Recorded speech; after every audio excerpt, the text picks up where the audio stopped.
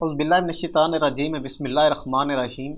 अस्सलाम वालेकुम व्यूअर्स, मैं हूं शफ़कात अहमद और आप देख रहे हैं एजुकेशन फॉर यू। आज जिस टॉपिक पर बात करनी है वो है न्यूजीलैंड। तो न्यूजीलैंड पर बात करने से पहले आपसे गुजारिश है कि अगर अभी तक आपने हमारे चैनल को सब्सक्राइब नहीं किया तो पहले हमारे चैनल को सब्सक्राइब कर लें और बेल आइकन को भी प्रेस कर दें ताकि इस तरह की इन्फॉर्मेटिव वीडियोज़ आपको बर वक्त मिलती रहें। तो चलो दोस्तों, स्टार्ट करते हैं अपना टॉपिक। न्यूजीलैंड को सबसे पहले मैप में देखते हैं कि ये कहाँ पर है। ये ओशनिया रीजन में वाक़ है।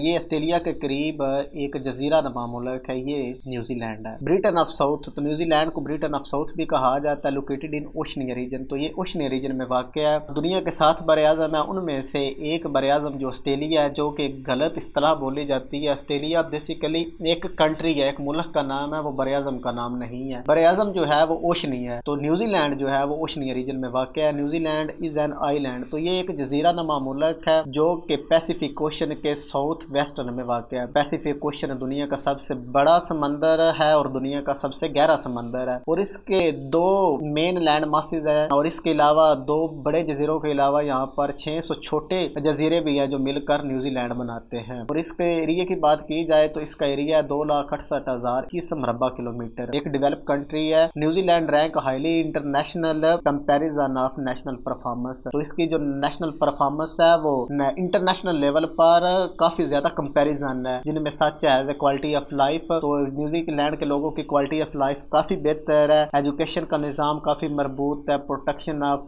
सिविल लिबर्टीज, लोगों के हकूक़ का काफ़ी ज़्यादा तहफ़्फ़ुज़ किया जाता है। गवर्नमेंट ट्रांसपेरेंसी, यहाँ पर रिश्वत और करप्शन ना होने के बराबर है। एंड इकनॉमिक फ्रीडम, और सबसे बढ़कर यहाँ पर जो इकनॉमिक फ्रीडम है उसका कोई सानी नहीं है दुनिया में। New Zealand has an advanced market economy, जो इसकी इकानमी है वो एडवांस्ड मार्केट इकानमी है। ये 16वें नंबर पर आता है human development index. Human development index जो 2018 की रिपोर्ट है उसमें 100वें नंबर पर है, और जो इकोनॉमिक फ्रीडम इंडेक्स है 2018 की रिपोर्ट, इसमें 3रे नंबर पर आता है न्यूजीलैंड। तो न्यूजीलैंड के 2 जजीरे हैं, एक शुमाली जजीरा है, दूसरा जनूबी जजीरा है। तो इन दोनों जजीरों को जो एक दूसरे से अलग करती है वो कुक स्ट्रेट है। स्ट्रेट उसे बोलते हैं जो 2 जमीनों को एक दूसरे से अलग करती है या 2 पानियों को आपस में मिलाती है। तो शुमाली आइलैंड और जनूबी आइलैंड को जो आपस में एक दूसरे से अलग करती है वो कुक स्ट्रेट है, जो कि 22 kilometre wide and its narrowest point है। तो beside north and south island, शुमाली और जनूबी जजीरे के अलावा यहाँ पर 5 बड़े जजीरे हैं जिनका नाम है Stewart Island, Chatham Island, Great Barrier island,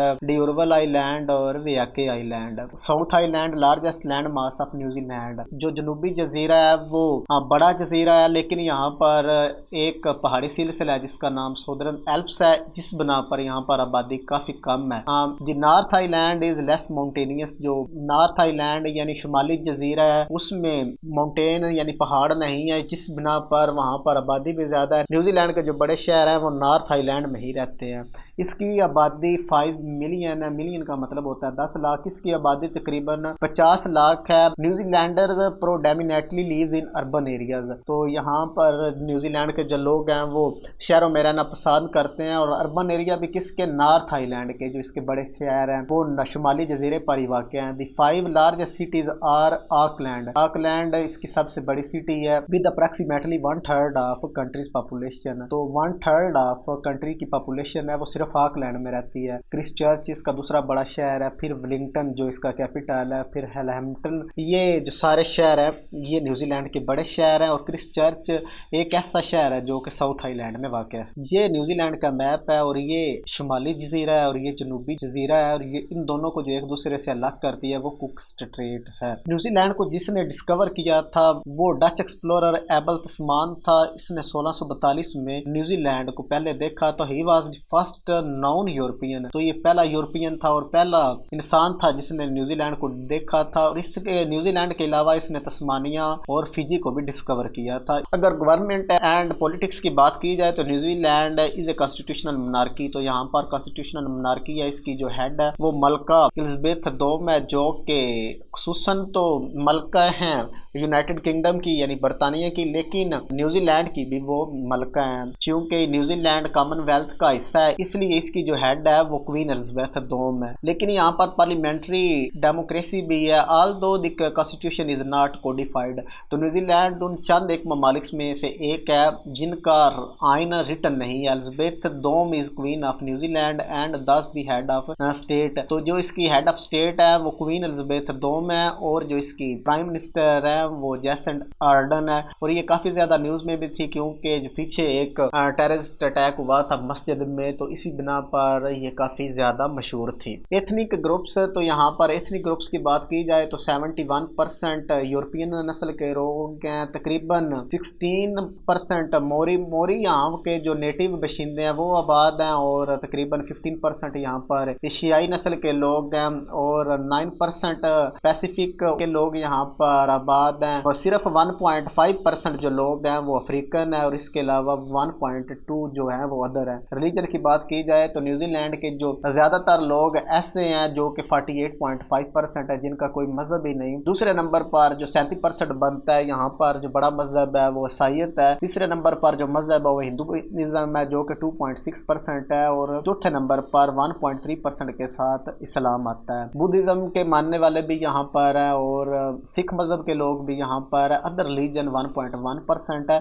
और 6.6% ऐसे लोग हैं जिनका मजहब अभी तक डिक्लेयर ही नहीं है। New Zealand capital city is Wellington. तो न्यूजीलैंड की जो कैपिटल सिटी है वो वेलिंगटन है, लेकिन जो इसकी सबसे बड़ी सिटी है वो ऑकलैंड है। न्यूजीलैंड के 3 शहरों को कैपिटल का दर्जा हासिल हो चुका है, जिनमें जो सबसे पहले शहर है वो अकियाटो है जिसका ओल्ड नाम रसल है। ये भी न्यूजीलैंड का कभी कैपिटल रह चुका है, ये 1840 में न्यूजीलैंड का कैपिटल रहा है। इसके बाद ऑकलैंड जो कि न्यूजीलैंड का सबसे बड़ा शहर है उसको न्यूजीलैंड का कैपिटल का दर्जा हासिल रहा है, लेकिन बाद में 26 जुलाई 1865 को वेलिंगटन जो कि मौजूदा न्यूजीलैंड का कैपिटल है वो न्यूजीलैंड का कैपिटल है। तो न्यूजीलैंड के 3 शहर कैपिटल रह चुके हैं जिनमें अकियाटो है, फिर ऑकलैंड है, और अब जो मौजूदा कैपिटल है वो वेलिंगटन है 1865 से। न्यूजीलैंड की करेंसी की बात की जाए तो न्यूजीलैंड में न्यूजीलैंड डॉलर चलता है। यहाँ पर जो करेंसी है वो डॉलर है, informally known has the kiwi dollar. तो न्यूजीलैंड की जो करेंसी है वहाँ पर जो है वो डॉलर है, लेकिन उसको कभी कभी कीवी डॉलर भी कहा जाता है। और एक अगर कीवी डॉलर हो तो उसकी कीमत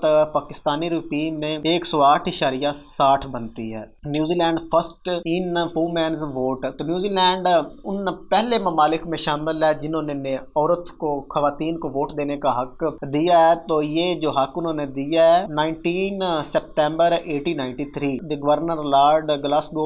तो ये गवर्नर थे जिन्होंने एक साइन किया था न्यू इलेक्ट्रिकल एक्ट, जिसके नतीजे में New Zealand become the first self governing country in the world to grant women to right vote in parliamentary election. औरतों को वोट देने का हक जिस मुल्क ने दिया वो न्यूजीलैंड था। इसके तकरीबन 100 साल बाद 1997 को जेनी शेपली न्यूजीलैंड की पहली फीमेल प्राइम मिनिस्टर हुई है। एक बहुत मशहूर बुक है जना creator of Pakistan was the official biography of the founder of Pakistan यानी क़ायद-ए-आज़म मोहम्मद अली जना। It proved popular. तो ये बहुत एक मशहूर किताब है, and from the year of its first publication. तो ये 1954 यानी 1954 में इसकी पब्लिकेशन हुई है। It was printed many time. तो ये काफ़ी टाइम प्रिंट हुई है क्योंकि ये काफ़ी एक मशहूर किताब है और एक ऑथेंटिक बुक समझी जाती है क़ायद-ए-आज़म मोहम्मद अली जना की लाइफ पर। तो ये लिखी गई है एक्टर बेल्थो की जानब से जो कि न्यूजीलैंड के रहने वाले थे। Kiwi is unique and curious bird. तो कीवी एक यूनिक और क्यूरियस बर्ड है जो कि न्यूजीलैंड में रहता है। इट कैन नॉट फ्लाई, ये उड़ नहीं सकता। हेयर लाइक फिदर, जो इसके जो बाल हैं वो परों की तरह होते हैं। Strong legs and no tail, इसकी टेल नहीं होती लेकिन जो इसकी जो टांगे होती हैं वो काफी मजबूत होती हैं। National icon of New Zealand. तो न्यूजीलैंड का जो नेशनल आइकन है वो कीवी है, एंड अनऑफिशियल नेशनल एम्बलम। तो एम्बलम का मतलब होता है इलामत।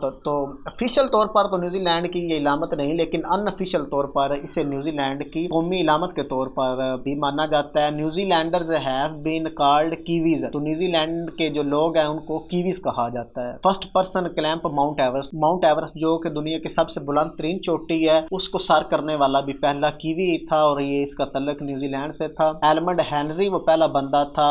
ऑन 29 मई 1953 1993 को ये पहला बंदा बना था जिसने माउंट एवरेस्ट सर किया था। ही बिलोंग्स टू न्यूजीलैंड, तो इसका तल्लुक न्यूजीलैंड से था। तो ये पहला शख्स था जिसने दुनिया की सबसे बुलंद तरीन चोटी माउंट एवरेस्ट जो कि नेपाल में है, इसको सर किया था। इसको सर करने की जो एग्जैक्ट डेट है वो 29 मई 1953 है। स्काई टावर एक बहुत ही खूबसूरत टावर है। Sky tower is a telecommunication tower, एक टेलीकम्युनिकेशन टावर है, ऑकलैंड में वाक़या है। ऑकलैंड न्यूजीलैंड की सबसे बड़ी सिटी है और ये कम्युनिकेशन की वजह से काफी मशहूर है Sky Tower. Tasman glacier is located in New Zealand, तो तस्मान ग्लेशियर न्यूजीलैंड में वाक़या है। Mount Eden crater, Mount Eden crater जो लेबर इंस्पेक्टर का पेपर हुआ है उसमें इसका पूछा भी गया था कि माउंट ईडन कार्टर कहाँ पर वाक़या है, लेकिन काफी ज्यादा लोग कंफ्यूज थे कि ये कहाँ पर वाक़या है। तो ये न्यूजीलैंड में वाक़या है, न्यूजीलैंड के इलाके ऑकलैंड में वाक़या है। इसकी जो फेमस होने की वजह ये है कि वल्केनिक कोन है, यानी कि आतिश फिशां